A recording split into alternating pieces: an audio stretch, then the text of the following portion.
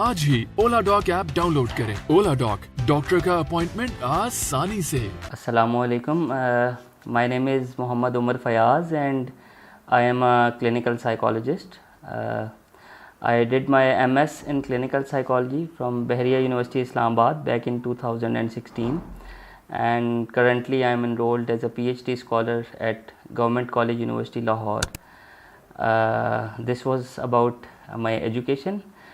Talking about my experience, I have been working with special children, dealing issues like neurodevelopmental disorders, ADHD, autism spectrum disorder, and other neurodevelopmental disorders like slow learning difficulties, intellectual disabilities, how to manage them effectively. All these have been my areas of expertise.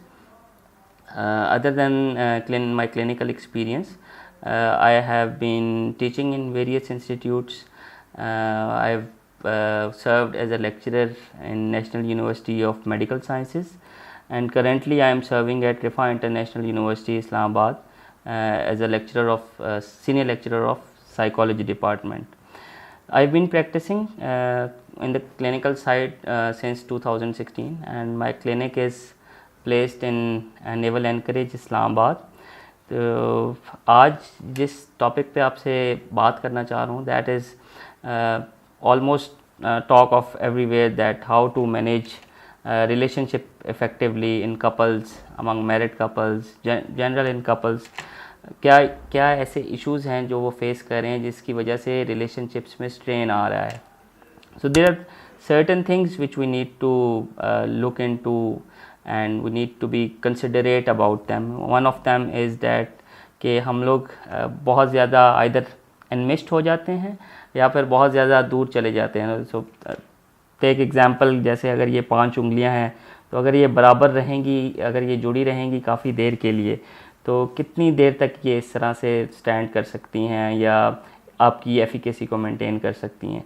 On the other hand, अगर हम बहुत ज़्यादा away हो जाएंगे और इस तरह कर लेंगे, तो again that is also very difficult to have a smooth transaction.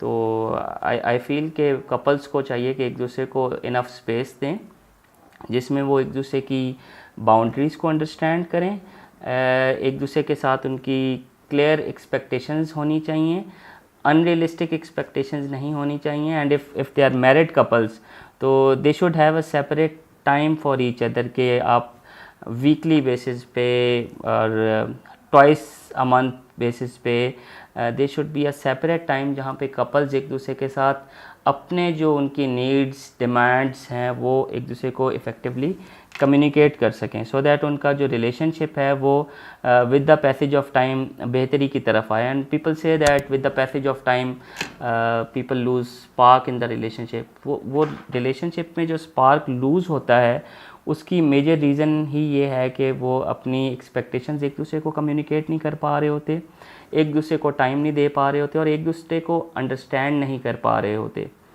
तो ये कुछ चीज़ें हैं जिनके ऊपर अगर हम काम करें तो हम अपने रिलेशनशिप को हेल्दीली मैनेज कर सकते हैं. बाज़ औक़ात ऐसा होता है कि couples they fight in front of their kids, और they try to resolve their conflicts in front of the children, which also leaves a negative impact on the children's mental health as well. So I believe कि couples को इस तरह की चीज़ों को बच्चों के सामने डिस्कस नहीं करना चाहिए. They should have a separate time.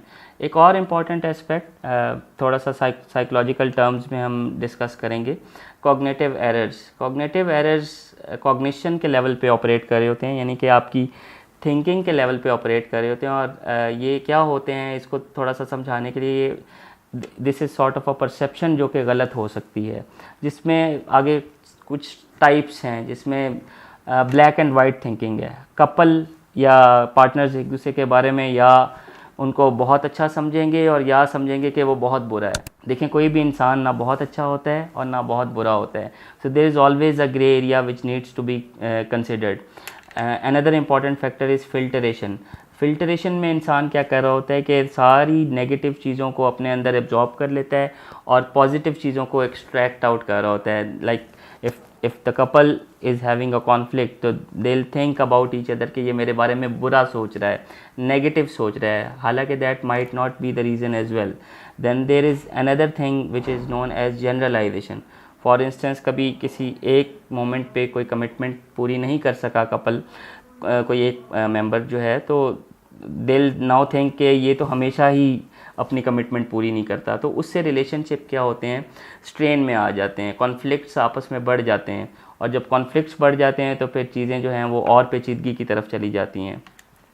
So if you are facing any sort of issues in your marriage or in your relationship, you can definitely consider an advice from a clinical psychologist, and it's always good to seek advice from a professional so that they can help you manage your relationships effectively. Thank you very much. Pakistan के top doctors के साथ appointment book करें, वो भी patient feedback देखते हुए. आज ही ओला dock app download करें. ओला डॉक, डॉक्टर का अपॉइंटमेंट आसानी से.